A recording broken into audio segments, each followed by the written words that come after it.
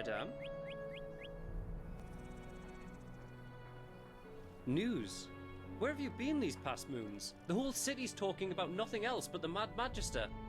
30 dead novices. Oh, boy. How could something like this happen within the Order? Work, huh? If you know a thing or two about herbs and the healing arts, you should talk to the mayor. His companion has been sick for moons now. Poor Mathilda. I've never met a woman more generous than her. She doesn't deserve that.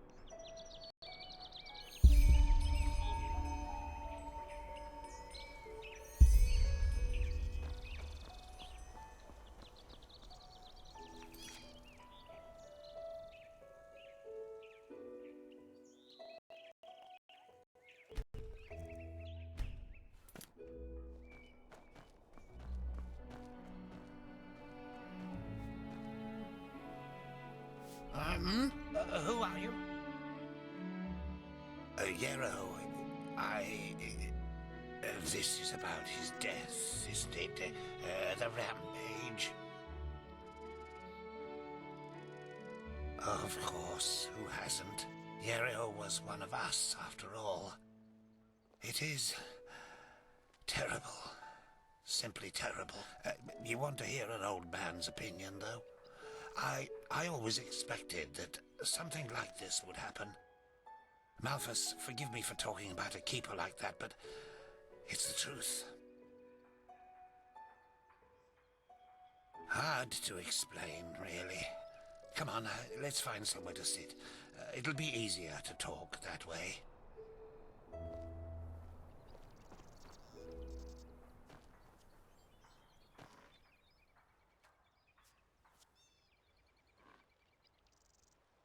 Well, Yarrow,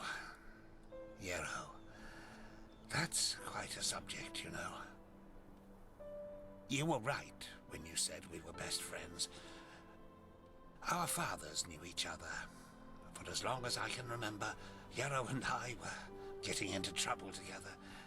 At least, until his mother died. No. Bandits killed her in broad daylight on Penny Road. Today these incidents are common, but not back then. The road was considered safe, very safe. She was on her way to Ark, accompanied by 3 other women, and they were set upon at the pass. None of them survived. Yarrow was shattered. I think the worst part was how his father went downhill after his wife's death. The fishery decayed, and the poor guy filled his days with boozing and sleeping. It changed Yarrow forever. Well, that's a good question. On the one hand, he became a man, despite his tender age. On the other hand, something inside him woke up, so to speak. A desire to make more of his life. Old Mother Jenica noticed it and took him under her wing.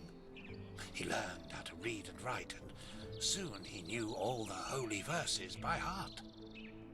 When he didn't have to help his drunken father, he helped in the village as much as he could. Indeed, that's one way to look at it. It wasn't long before he was the jewel of the village, the striving young fisherman destined for great things, even though he was only on the path of a manufacturer. And then the inevitable happened.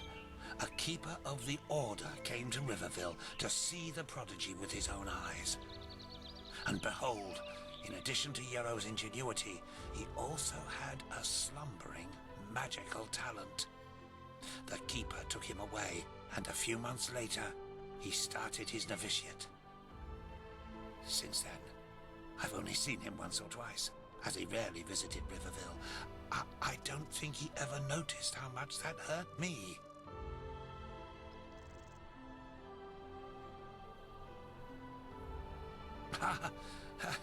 If one of the manufacturers makes it to Sergeant of the Guard, it's reason enough for a bard song. He must have been the first novice in centuries who was not of the sublime path. So yes, it is uncommon. more than that. Oh, it's hard to explain. I believe it was the way he was talking about his grand plans. How he wanted to make the world a better place, to become the greatest keeper since Loram Waterblade. Underneath all this, there was an anger. An anger mixed with deep grief and disappointment. I don't think he was aware of it because he drew all his strength from that anger. The strength to do all this, to learn and to work day and night, but it frightened me, like the Blue Death. It slumbers inside the pathless mage who believes he can master magic without the Order's help.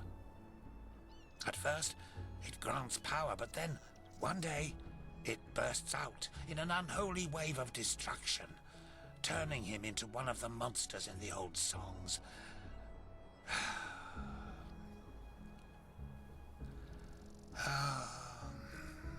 Anyway, I'm just an old man. What do I know about these matters? Now let me go to sleep, my dame. All these memories are making me weary. Yes, of course.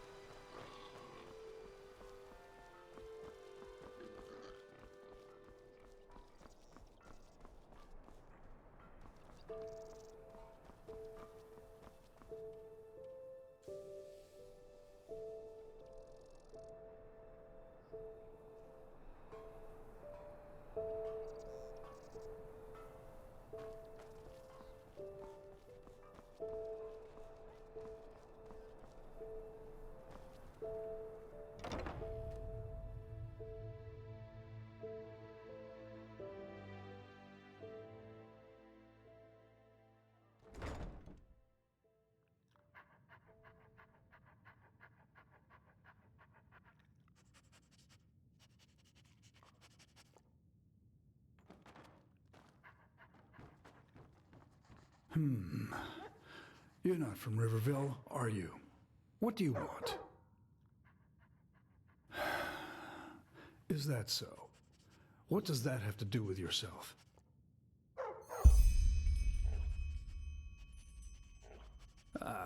Of course. And who are you? A Del Galar incarnate? Maybe you think you're smart trying to profit from my wife's misery. But guess what? You aren't the first quack to try this. You should be ashamed. Now be gone.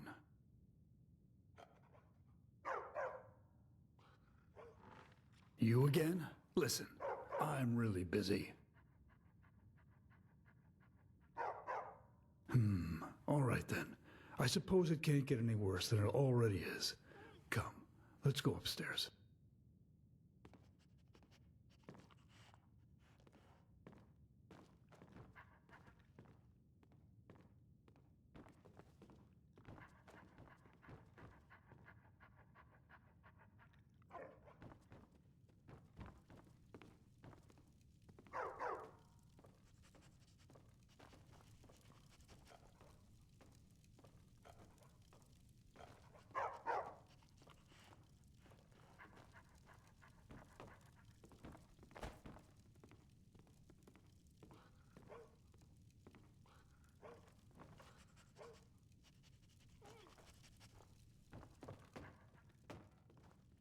Take a seat.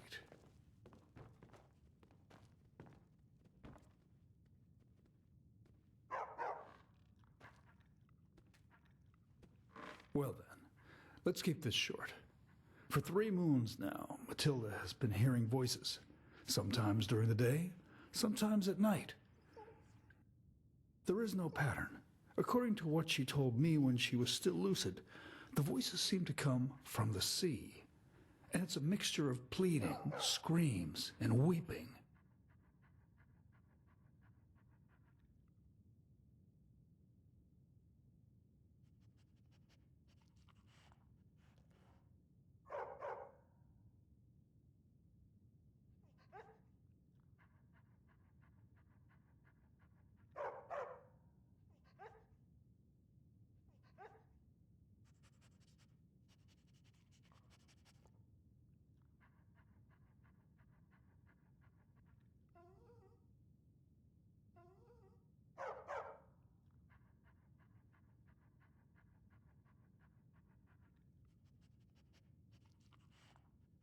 Maybe so.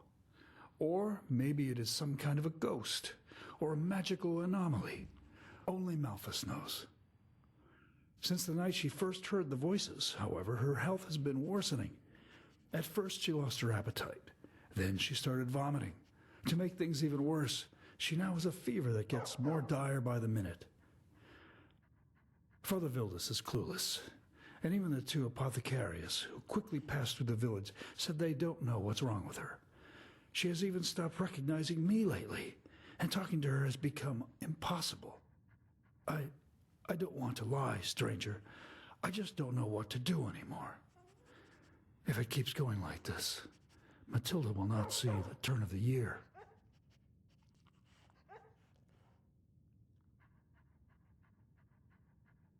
No. According to what she said to me when she was still lucid, they are just a babble of voices, and a horrible one at that.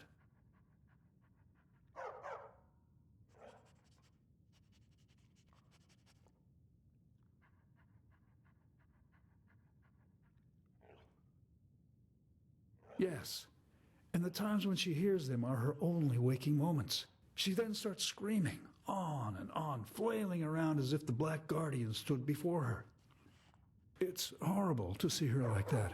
My brother Meldor is a traveling arcanist, and has already examined the house for magical anomalies, all to no avail. Whatever causes these voices, it only affects her.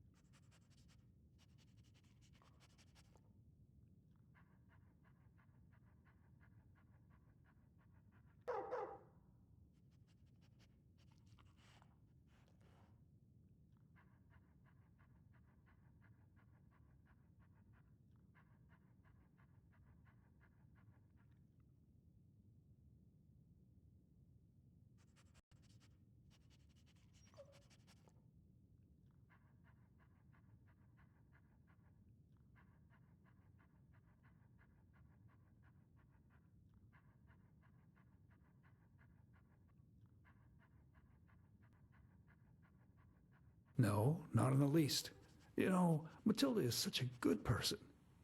If it is a ghost that has possessed her, then it must be a cruel one who only wants to see her in pain. And if it's a disease, that Malthus shall be damned for making her suffer like this. I'm sorry. I should not have said that.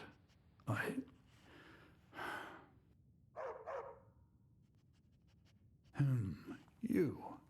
Maybe it helps if you were there for one of these seizures. I don't feel comfortable about it, but if it could help, we have to give it a try.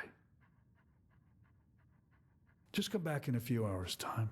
It hasn't been too long since she had the last one. Give me a moment with her until then, all right? My brother Meldor will let you in once it's time.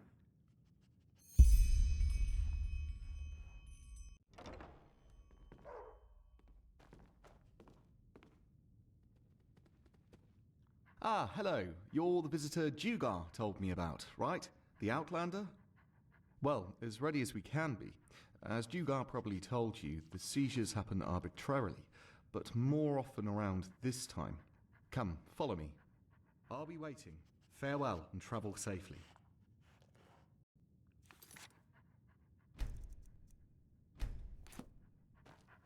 While I do appreciate your endeavours, I'm a little sceptical as to what good it will do.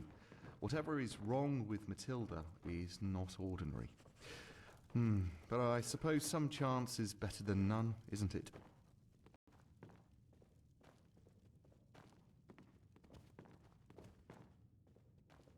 You have a visitor, Dugar. Thank you, Meldor. And thank you for not changing your mind. It could happen any minute now. Just take a seat and wait. And I warn you, this is not going to be pleasant.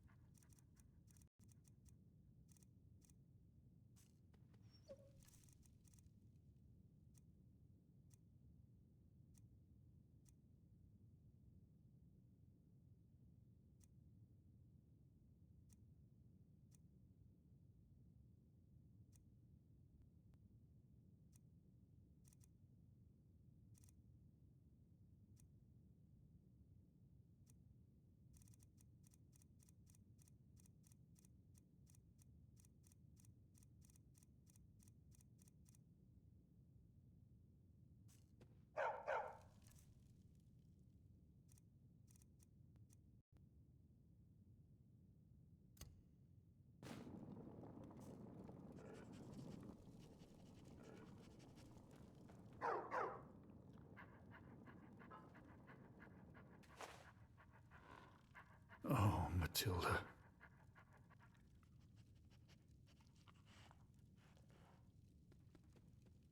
No, please. No. Ah, and here we go.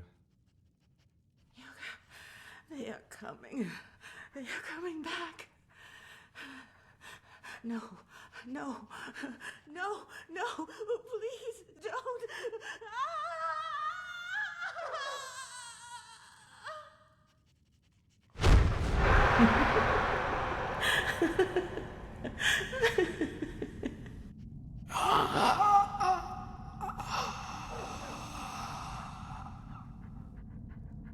There's no other way. Bentas.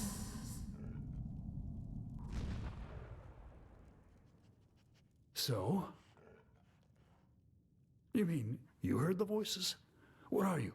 Some kind of medium?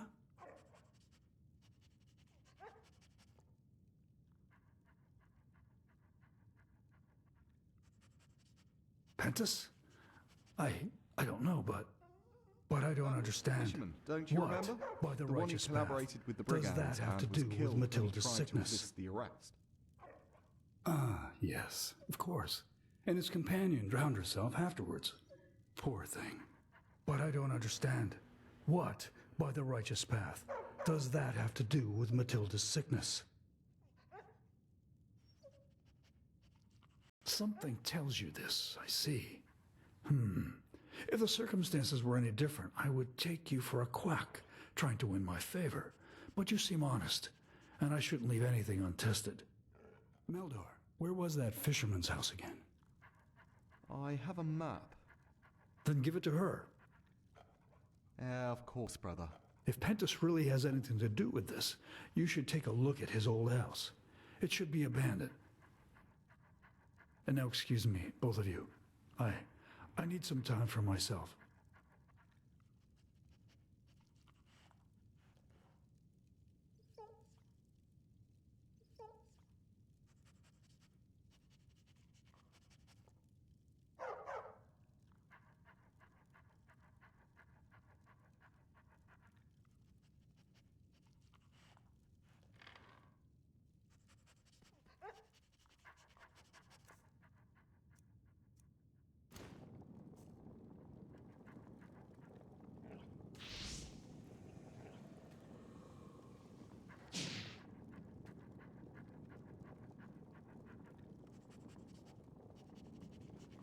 Here, this is the map. His house isn't far from the village, but you should be careful nonetheless. I don't need to tell you that the animals have grown savage recently. This red madness, or whatever they call it. As I said, he was a traitor. He collaborated with the brigands on the Penny Road. He played innocent, but eventually the guards found out and tried to arrest him. Well, as it happened, he tried to play Lauren Waterblade and attacked them, which didn't go well for him. His wife couldn't cope with that, so she took her life. A tragic story, but it was his choice. That's life. This Holy Order, by the gods, you really do have Outlander written all over your face. But no, I am not. I have, as all the magically gifted have, passed the walk to the water, but I didn't qualify to become a keeper or a magister. And to be honest, I didn't want to either. A free Arcanist, as are many others. But with all due respect, I think we should save the talk for later. Matilda's condition gets worse by the minute.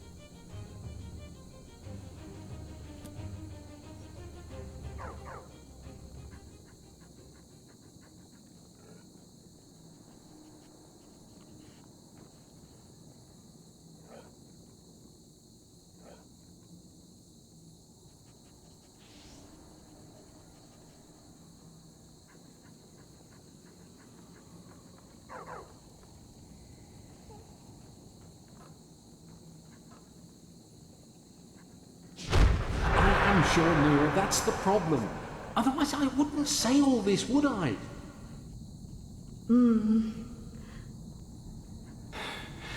What should we do? Nothing. I beg your pardon?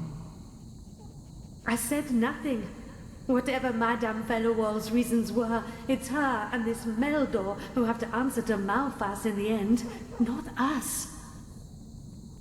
But Pentas, if this Meldor doesn't have a problem sleeping with his brother's wife, then only the Black Guardian knows what he's willing to do to make sure no one ever finds out.